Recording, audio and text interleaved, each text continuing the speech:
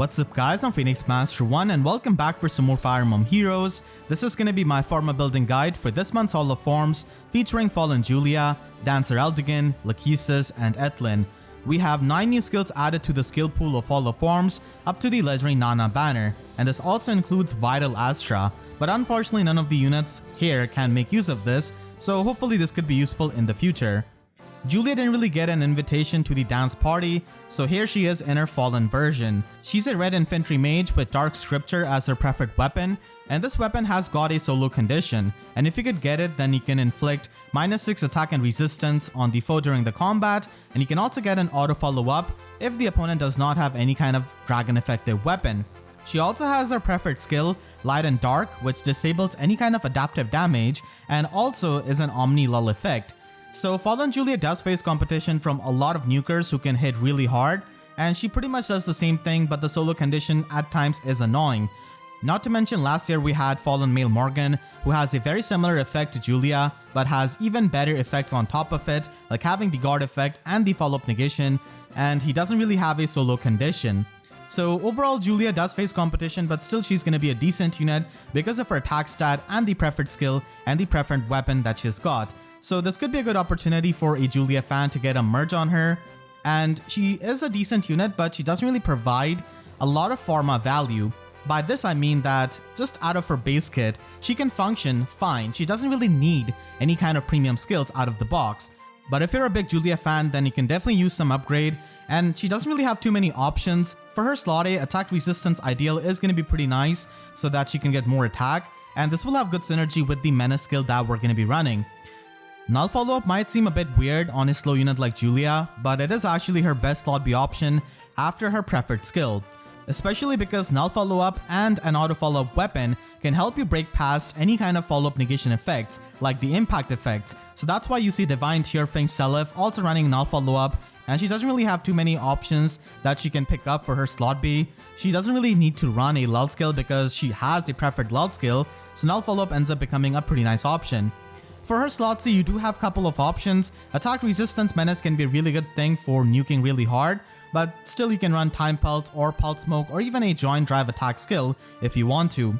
You can also pick up some alternate weapons just for fun, like Unity Blooms Plus, which is really rare from a Henriette, and also the Vulture Tome if you don't really want to fodder off a Salem. Being Eldigan connoisseur, I've used Dancer Eldigan in pretty much every game mode, and he is still going to be standing out as a dancer despite not having a unique dance skill like Peony or the other fairies or Legendary Azura and many of those dancer.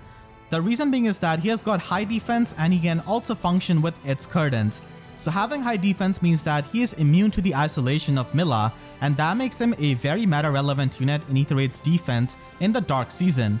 And because of having access to its curtains by being a lance unit, he can function as a Galeforce dancer, which is really good for a lot of Galeforce Ether 8's offense teams. And you guys have seen my Eldigan in action in my Ether 8's videos. We did receive Dancer Larum recently, and she is also a lance flyer, but she doesn't have enough attack to function well as a Galeforce dancer, and she doesn't have enough defense to function as a Anti-Mila dancer, so she doesn't really threaten the niche of Eldigan, and Eldigan is still going to be working out as a unique free-to-play dancer because of those reasons. Unfortunately for the people like me who have invested into Eldigan already with premium skills, and have also spent trade fruits, this Forma Eldigan is a bit too late. But if you're thinking of investing into Eldigan and want to merge him up, then this could be a really good option to get some premium skills on him. And he definitely has many options that he can run depending on your usage. Eldigan's biggest niche is being an anti-Mila dancer by stacking up enough defense on him so that he can deny the isolation of Mila. And if you want to build him up for that purpose, then you can just try and get the premium lance, its curtains, which not only can help you have a pre-charged Ruptured Sky, but can also help you for Galeforce usage in future. You can also get Fortress Defense Res because it is the best skill for being an anti-Mila dancer by increasing his visible defense, and a Near Trace skill is going to be a really good option for a dancer for the utility of the Canto. And you can also get Ground Orders for his slot C if you don't really have Bridal Catria, because while you can run Ground Orders as a Sacred Seal, many times Eldigan is going to be requiring a defense boosting skill in his Sacred Seal, so it is going to be occupied many times, so that's why you could run Ground Orders in the slot C. And slot C is really based on your team. Like if you have Bridal Katria, then you have no reason to get ground orders. You could just get the rain skill or the Tempest skill or even the joint drive skill. And if your Eldigan is being used with note or double note, then he's going to be having so much defense, then he doesn't really need to run a Sacred Seal to increase his defense. So in that case, you could also opt for different skills. So it's really flexible on what option you want to pick up for his slot C. If you've already given him Fortress Defense Res or the other premium skills for Aether Raid's defense, then you can try and build him up for Aether Raid's offense with a Galeforce build. Now, I've used this build a lot and I still use this in my Astra Season Galeforce team, so I can definitely say that this Eldigan can work, but keep in mind that its Curtain's Resplendent Azura is going to be better than Eldigan at the job of being a Galeforce Dancer. The reason being is that she's an infantry unit and she can have access to Flashing Blade 4. And Flashing Blade is always going to be a lot easier to trigger than Heavy Blade for Aether Raid's usage. Because in Aether Raid's offense, units can have ridiculous attack stats by using Duopini and many of the drive skills, or having the attack boosting mythics like Medius, Ramimond, and all of those units. So it can be really annoying at times to trigger Heavy Blade, and I speak that from experience. So if you have her at decent investment, then you can run her with its Curtains. But having a Forma Eldigan with its Curtains does have a low opportunity cost, as you don't have to fodder off all of these skills, so it could be worth grabbing if you are a player who invests into the Galeforce teams. So with its Curtains and Quick and Pulse, you can bring down Galeforce cooldown to 2, and with a single hit of Heavy Blade 4, you can easily trigger Galeforce, and that is going to be really helpful. And if you use him in the Astra Season with Thor, like I do, then you have no need of using Heavy Blade 4. You can try and get Sturdy Impact or Attack Defense Catch so that you can have even more attack on him. And in the Astra Season with Thor, you could just use him with Brave Lance Plus, but still its Curtains is going to be the best weapon to pick up for him. And Neotrace is also a good premium option that you could pick up, even if you're just going to be using Wings of Mercy for your Aether Raid's offense usage. And attack defense, Rain is going to be absolutely amazing for triggering Heavy Blade and making sure that you can also support your allies with those in-combat debuffs. Finally, if you don't really care about Aether Raid's defense or even Aether Raid's offense usage, then you can just try and run a more combat-oriented Dancer Eldigan build, and you can run Candy Cane Plus, which is going to be a nice semi-premium option that provides you guard, and it is useful for tanking hits. And you can also run Attack Defense Unity, as it is going to be working in both phases, and it does have good synergy by being near your allies and with Wings of Mercy. The Neotrace skill and the attack defense Rain can stack up the debuffs on the enemy, and that can make him hit pretty hard and also be a lot more tanky. So this could be an option if you don't really care about Aether Raids or have already given him all of the other premium skills. Dancer Ethlyn is a colorless dagger flyer with pretty good offensive stat spread for a dancer at base 36 attack and base 41 speed, and she comes with one of the best offensive inheritable daggers in Courtly Fan. So this weapon has got partial null follow-up built into it, which means that dagger units can run wind sweep and still double attack. But still, she does appreciate the premium skills so that she can function better as an offensive dancer. Courtly Fan is already pretty good, but if you want to get an alternate dagger, then Bone Carver Plus could be an option, and you could also get Broadly Fan, which is a lot harder to get, and also Starfish Dagger. Lethality is a very rare special for dagger units, so it's worth picking up on your Forma dagger unit, even though its cooldown is really high, but still, if you want to run it with Quick Dagger and Ouch Pouch in future, it could work out. But if you feel like you're not realistically going to be able to use lethality that way, then you can just go with Ruptured Sky, but still, it being that much rare is definitely going to be making it as a potential option. For Slaughter, you can run Attack Speed Catch 4, which gives you maximum offensive throughput, and Fortress skill is going to be the best premium option for her slot B, even if you're just going to be running Wind Sweep with a Courtly Fan build. Finally, for slot C, you can run Speed Defense Rain, which can give you the consistent debuff on the enemies, and a Menace skill could also be an option, which will have good synergy with the Cat skill, but the Rain skill is usually going to be preferred on many flyers, but still both of them are going to be the good options.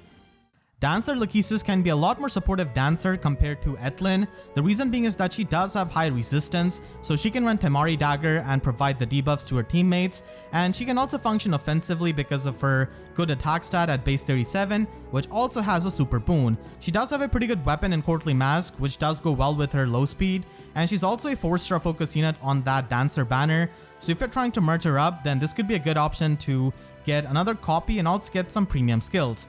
So there are a couple of options for Lachesis. The first one is a bit more offensive one, So Courtly Mask is already going to be pretty good, so you can try and get all-trained weapon like Broadleaf Fan, or one of the effective daggers like Dragon Slasher or Caltrope Dagger. Just like Ethlyn, you can pick up Lethality because it's a rare special, and for her slot A, you can either run Attack Resistance Unity or Attack Resistance Catch.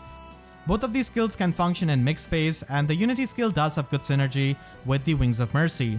Fortress is the premium utility option for any kind of dancer, and as it is being a ranged flyer, you don't really have too many options. Attack Defense Rain can provide you those in-combat debuffs and stack up with the debuffs of the Trace skill, and it is quite consistent. The second option is a lot more support oriented by using the Temari Dagger. So if you can easily give the Temari Dagger by using your Grails and foddering off Newer Air, then you can try and get some other harder to get daggers like Broadleaf Fan and the effective daggers.